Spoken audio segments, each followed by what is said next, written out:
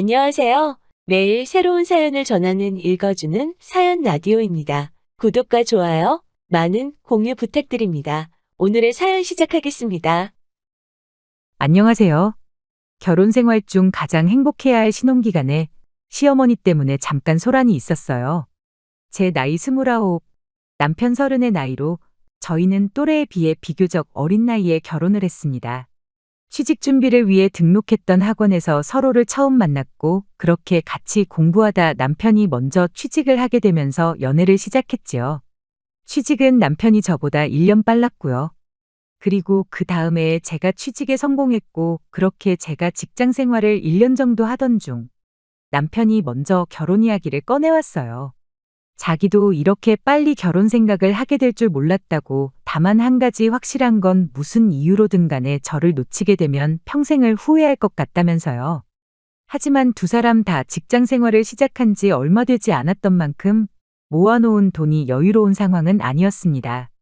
그렇다고 해서 양가 부모님이 결혼하라고 돈 얼마 해줄 만큼 상황이 넉넉한 것도 아니었고요. 저희 두 사람 모아놓은 돈 합쳐봐야 고작 4천만 원도 안 되는 돈이었다 보니 저는 암만 사랑한다고 해도 결혼하는 건 조금 성급한 거 아닌가 하는 생각을 했어요. 하지만 그럼에도 불구하고 저희는 반년이 지나 결혼식을 올리게 되었습니다. 거기에는 저희 친정어머니의 공이 컸어요. 저희 친정어머니가 남편 같은 사람 또 없다면서 엄청나게 밀어주셨거든요. 거기에는 할 말은 꼭 해야 하는 제 성격이 가장 큰 이유였어요. 그동안 짧은 인생이나마 살아오면서 저는 제 성격 때문에 불편했던 적 한 번 없었고 오히려 당하고 사는 것보다 100번 낫다고 생각했거든요. 그런데 저희 어머니 생각은 또 다르셨어요. 저는 당연히 해야 할 말을 했을 뿐인데 그걸 이유로 동네에서 장사하시는 분들하고 몇 번 다툰 적이 있었거든요. 저는 아직도 제가 잘못했다고 생각하지 않아요. 예전에 식당에서 밥 먹는데 저희 어머니가 드시던 국에서 머리카락이 나왔던 적이 있어요. 어머니는 그냥 건져내고 먹으면 되는 거 아니겠냐고 하셨는데 저는 따질 건 따져야 하는 성격이었다 보니 바로 사장님을 불렀었죠. 그런데 가게 사장님이 그냥 다음에는 신경 쓰겠다고 심심한 사과 한마디만 해줘도 그만이었을 일을 크게 만드시더라고요. 저희가 어떻게 음식이라도 공짜로 먹어보고자 일부러 머리카락을 담궜다는 식으로요. 그래서 그거 가지고 한 번 대판 싸웠던 적이 있는데 그게 동네방네 소문이 나서 아주 제가 쌈딸기라고 소문이 났던 적이 있어요. 그때 아주 다른 건 몰라도 우리 딸 같은 동네 사는 사람한테는 시집 못 보내겠구나 생각을 했다십니다. 뭐 그것만이 아니더라도 저희 부모님한테도 아닌 건 확실히 아닌 것 같다 제 의견을 말하는 성격이다 보니 그게 저희 어머니 눈에는 제 성격이 괴팍해 보였을 수도 있다 생각해요. 아무튼 저는 상관없다 생각하지만 친정어머니는 이런 제 성격 때문에 제가 결혼하기 힘들 수도 있겠다는 생각을 하셨나 봐요. 이런 제 성격을 알면서도 결혼하자고 하는 거 보면 남자친구가 보살림이 틀림없다고 일단 결혼부터 하라는 식이었지요. 남편과 제가 죽이 잘 맞고 서로 사랑하는 이유가 가장 컸겠지만 친정어머니가 계속 이렇게 옆에서 결혼해라 결혼해라 노래를 부르시던 것도 영향이 있었는지 어느 순간 정신 차리고 보니 청첩장을 돌리고 있었고 또 정신 차려 보니 수많은 사람들 박수를 받으며 결혼식을 올리고 있었네요. 사실 결혼 전에 시어머니하고도 벌써 한바탕 할 뻔했던 적이 있었어요. 시댁에 처음으로 인사를 드리러 갔던 날이었는데 시어머니가 그때 벌써 예단 리스트를 만들어서 가지고 오셨거든요. 저희가 모아놓은 돈이 거의 없는 거나 다름이 없었다 보니 시어머니가 이미 저희들 결혼 전에 1억 5천을 해준다고 이야기가 되어 있는 상태긴 했는데 그럼 저희 집에서 얼마를 도와주겠다는 말이 나오기도 전에 예단 리스트부터 만들어 오신 거였죠. 그런데 좀 어이없는 것들이 몇 가지 적혀 있었어요. 명품 가방 같은 거야 그렇다 쳐도 시댁에서 쓰고 있는 오래된 냉장고 바꾸고 싶다고 최신 양문형 냉장고를 적어놓은 건 뭔가 싶어서 꼭 짚고 넘어가고 싶었거든요. 그래서 예단 이야기 나온 김에 예물은 얼마나 해주실 거냐 보통 예단하고 1대1로 똑같이 간다던데 그냥 냉장고는 알아서 바꾸시는 게 어떻겠냐 따져묻고 싶었습니다. 하지만 친정어머니랑 약속했던 게 있어서 참았어요.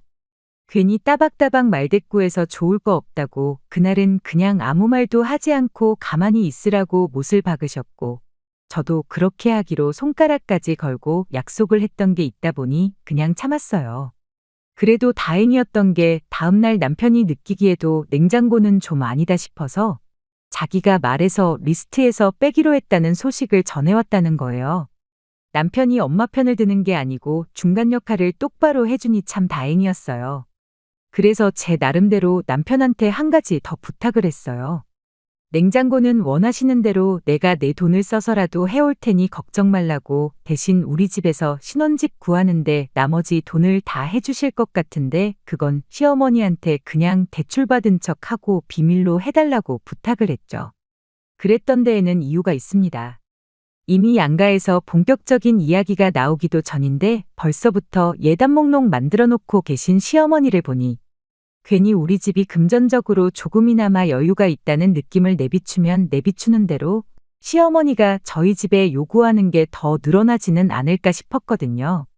그러니 저희 집에서 나머지 돈을 해주는 건 비밀로 하고 양문형 냉장고 하나 사드리고 끝내는 게 오히려 더 싸게 먹히겠다는 생각이 들었을 뿐입니다. 다행히도 남편은 비밀을 잘 지켜주었어요. 그리고 저희는 그렇게 결혼 생활을 시작하게 되었습니다. 저희가 모아놓은 돈은 결혼 비용을 하고 나머지는 집에 살림살이 채우는 데 썼어요.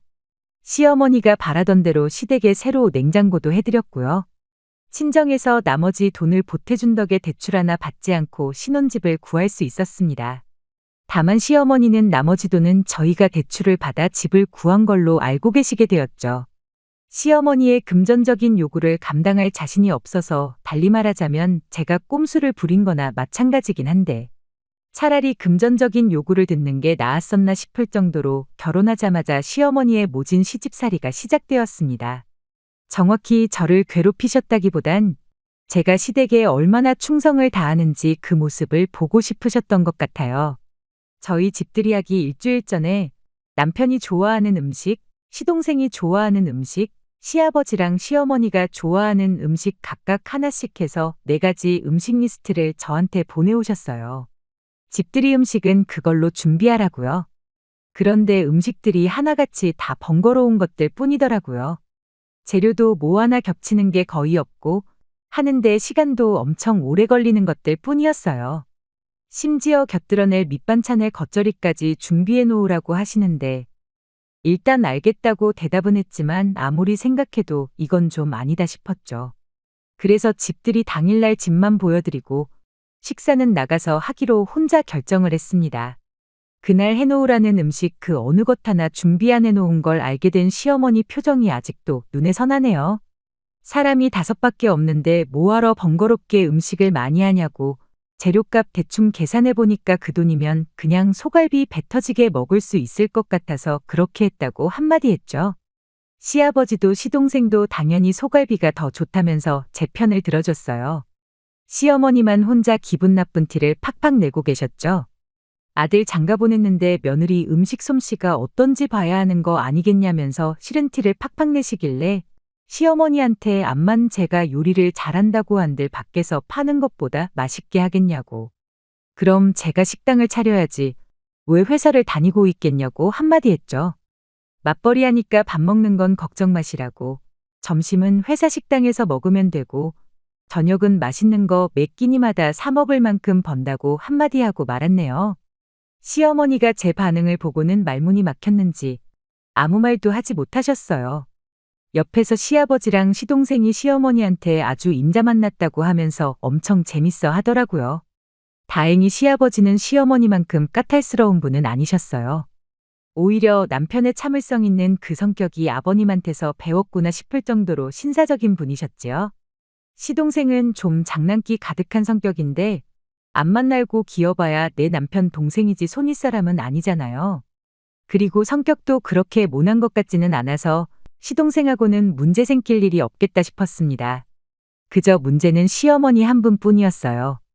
그렇게 그날 집들이를 넘기고 나서 시어머니의 본격적인 잔소리와 간섭이 시작되었죠. 아마 그날 며느리인 제 태도가 마음에 들지 않았던 게 아닐까 싶었습니다. 앞만 봐도 집들이 날을 계기로 저한테 복수의 칼날을 갈고 계셨다는 생각밖에 들지 않는 일의 연속이었어요. 하루는 시어머니가 저희를 시댁으로 초대하셨어요. 시댁이 저희 집에서 조금 거리가 있는 편이었다 보니 신혼여행 다녀온 이후로는 처음 시댁에 다녀오게 되었던 겁니다. 그리고 그날 시어머니가 굳이 저희를 멀리까지 불러낸 이유가 따로 있었어요. 집들이 날 보지 못했던 며느리 손맛을 기어이 보고 싶으셨던 겁니다. 저희 온다고 음식을 준비해 주신 게 아니고 음식 재료만 준비해 주셨더라고요. 저는 무슨 방송국 요리 프로그램 찍는 건 줄 알았어요. 냉장고에 있는 재료를 선택해서 음식들 이거랑 저거랑 해놓으라고 미션까지 받으니 더더욱이 제가 무슨 시댁에 초대를 받아서 간 건지 요리 예능을 찍으러 간 건지 싶었습니다. 시어머니는 필요한 건 아마 냉장고에 다 있을 테니 제일 자신 있는 거로 하나 준비해 보라고 이번 기회에 우리 며느리 음식 솜씨 좀 봐야겠다 한마디 꺼내시더군요. 시동생은 그저 이 상황이 재미있다는 식으로 구경하고 있고 시아버지는 설마 어머님이 저럴 줄은 몰랐다는 듯이 조금 쪽팔리다는 표정을 짓고 계셨지요. 남편도 미안했는지 자기가 도와주겠다며 주방으로 따라 들어왔는데 시어머니가 당신이 며느리 손맛 보고 싶다고 했지 아들 손맛 보겠다고 한 거 아니라며 냉큼 거실로 남편을 부르더라고요. 남편이 미안해 죽겠다는 표정으로 저를 바라보길래 남편한테 걱정 말라고 한마디 하고 자신있게 주방으로 들어갔어요. 마침 적당한 게 있길래 곧바로 두 팔 걷고 준비를 시작했죠. 음식 준비 다 끝나자마자 거실에 모여있던 가족들한테 준비 끝났으니 전부 다 오시라고 불렀어요. 시어머니가 제일 먼저 오셔서는 뭘 했길래 밥 준비하는데 10분밖에 안 걸리냐 장난치지 말라고 한마디 하시는데 제가 라면 끓여놓은 걸 보고는 너 지금 라면을 음식이라고 준비한 거냐고 한마디 하시더라고요. 시어머니한테 제일 자신 있는 거로 하나 해보라지 않으셨냐고 괜히 재료 아깝게 할 줄도 모르는 거 하는 것보다 확실하게 맛있는 라면이 제일 좋은 거 아니겠냐고 한 말씀 드렸어요. 시동생은 이 상황이 얼마나 재미있던 건지 아주 뒤에서 박수까지 치면서 뒤집어지더라고요. 시아버지가 라면 드시면서 며느리가 아주 라면물을 잘 맞춘다고 시어머니는 라면이 2개만 넘어가면 아주 한강라면을 끓여놓는다시며 단번에도 라면 먹고 싶으면 며느리한테 끓여달라고 해야겠다고 얼어붙은 분위기를 녹여주셨어요. 모두가 화기애애한 가운데 오직 시어머니만이 그 자리에서 도끼눈을 하고 불편한 기색을 숨기지 않으셨지요. 아무튼 그렇게 그날도 어떻게 잘 넘겼구나 싶었는데 며칠 지나지 않아서 시어머니가 저희 집에 연락도 없이 짐을 싸들고 찾아오셨습니다. 무슨 일로 오셨냐고 했더니 며느리가 음식이라고는 라면밖에 못 끓이는 것 같아서 몸소 음식 좀 가르쳐 주려고 오셨다는 거예요. 우리 아들 뼈 빠지게 일하고 집에 와서 든든히 먹어도 모자랄 판에 라면을 밥이라고 먹일 수 없지 않겠냐시면서요. 음식하는 거 가르쳐 주시는 건 가르쳐 주시는 건데 이 짐은 다 무엇냐 했더니 거리가 먼데 당신이 번거롭게 오며 가며 해야겠냐고 당분간 저희 집에 머무를 계획이라는 말을 아무렇지도 않게 꺼내오셨어요. 당연히 저는 물론이고 남편하고도 그 누구하고도 이야기가 되지 않은 상황이었습니다. 그래서 시어머니한테 곧바로 말했죠. 그래도 이렇게 연락도 없이 이러시는 건 좀 아닌 것 같다고요.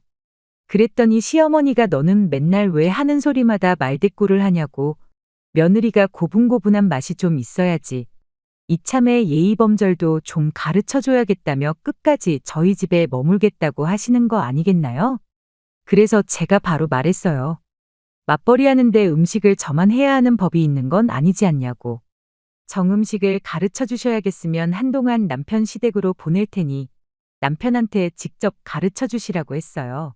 그랬더니 시어머니가 곧바로 태도를 달리하시고는 저한테 역정을 내면서 누구 보고 나가라 마냐 하는 거냐며 당신은 그럼 이 집에 지내면서 아들 챙겨줄 테니 나갈 거면 너 혼자 나가라고 소리를 고래고래 지르시더군요. 시어머니한테 이 집은 저희 집인데 왜 저만 나가야 되냐고 그건 좀 아닌 것 같다고. 정 그러면 저도 친정에 가 있을 테니 아드님 데려가셔서 음식하는 거 가르쳐 주시라고 그러면 공평하지 않냐고 한마디 했습니다. 그랬더니 시어머니가 너는 어른이 하는 말에 꼬박꼬박 말대꾸냐면서 한마디 하시고는 이 집이 왜 너네 집이냐고 아들 살라고 내 돈으로 해준 집이니 내 집이나 마찬가지라고 한마디 하시는 겁니다. 소유권을 주장하려면 남은 대출 다 갚고 그때 말을 꺼내라고 하는 소리나 마찬가지였죠. 그때 제가 큰 실수를 했구나 싶고 후회가 몰려왔어요. 시어머니한테 친정에서 돈 해준다는 걸 숨길 게 아니라 차라리 결혼 전에 시어머니랑 싸울 땐 싸우더라도 우리 집에서도 돈을 해주니 예단 예물 이런 거 바라지도 마시라 했었어야 했구나 싶더라고요. 그러던 중 타이밍 좋게 남편이 퇴근해서 집에 돌아왔습니다.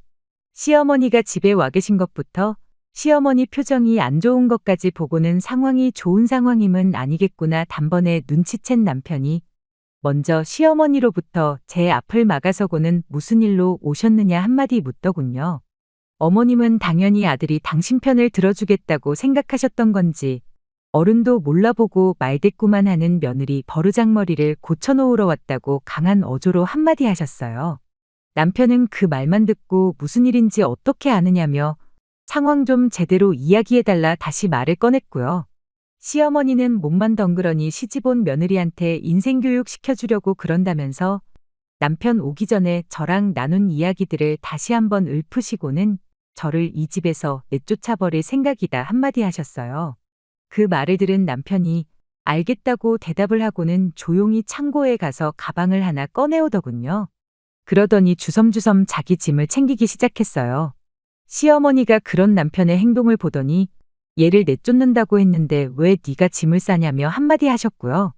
남편은 시어머니께 사실 처가에서 집 살 때 돈을 해주셨다고 어머니 말대로라면 이 집에 돈 한 푼 안 내고 살고 있는 건 다른 사람이 아니라 바로 자기 자신이라며 집을 나가도 자기가 나가는 게 맞는 거 아니냐고 한마디 했어요. 몰랐던 사실을 알게 된 시어머니 표정이 단번에 굳기 시작했죠. 그리고 그 순간을 놓치지 않고 제가 한마디 꺼냈습니다. 당신이 나가면 나랑 어머님이랑 둘이서 이 집에 살아야 되는 거냐고 그러긴 싫다고. 늦지 않게 우리 집에서 해준 돈만 돌려주면 내가 이 집에서 나가겠다고요. 그리고 바로 다음 날 시어머니가 저희 집 근처까지 오셔서 저희 좀 보자고 연락을 해오셨어요. 전날처럼 저희 집에 그냥 쳐들어오시는 게 아니고 근처까지 오셔서 연락하시는 걸 보니 저희한테 사과하시려고 오셨다는 걸 대번에 눈치챘습니다.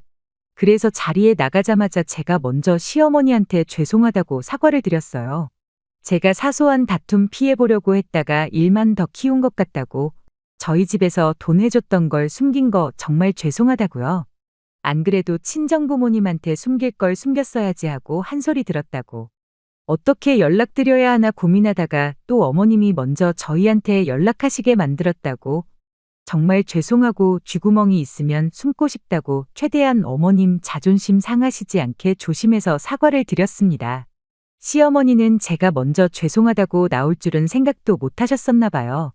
이내 제 뜻을 눈치채신 건지 시어머니도 저한테 미안했다고 한마디 해주시더군요.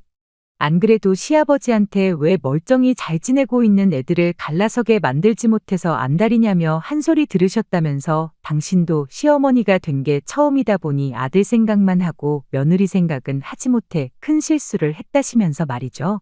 지난 일은 다 잊고 한 가족으로서 앞으로 잘해보자고 하시는데 제 잘못도 크다 보니 그 순간만큼은 죄송스러워서 눈물이 다 나더군요. 그렇게 시어머니하고는 좋게 좋게 잘 풀었습니다. 그 이후로 시어머니하고 그 어떤 사건 사고도 없었고 오히려 전에 없이 잘 지내고 있어요. 우스갯소리로 이렇게 좋은 며느리를 왜 못 잡아먹어서 안달이었는지 모르겠다시면서 어떤 때는 저희 친정어머니보다 저를 더 챙겨주실 때가 많습니다. 잠깐 안 좋은 순간이 있었지만 좋은 시부모님 만난 것 같아요. 저도 중요한 순간에 제 고집만 부리지 않고 시어머니께 사과드린 게 정말 잘한 일이구나 싶어요. 행여나 시어머니가 다시 저를 안 좋게 대하신다 하여도 그 부분도 걱정이 없습니다. 그 어떤 순간에도 제 편을 들어주는 남편이 든든하게 버텨주고 있으니까요. 긴 이야기 들어주셔서 감사합니다. 오늘의 사연은 여기까지입니다. 구독과 좋아요, 알람 설정해주시면 앞으로 더 좋은 사연으로 찾아오겠습니다. 감사합니다.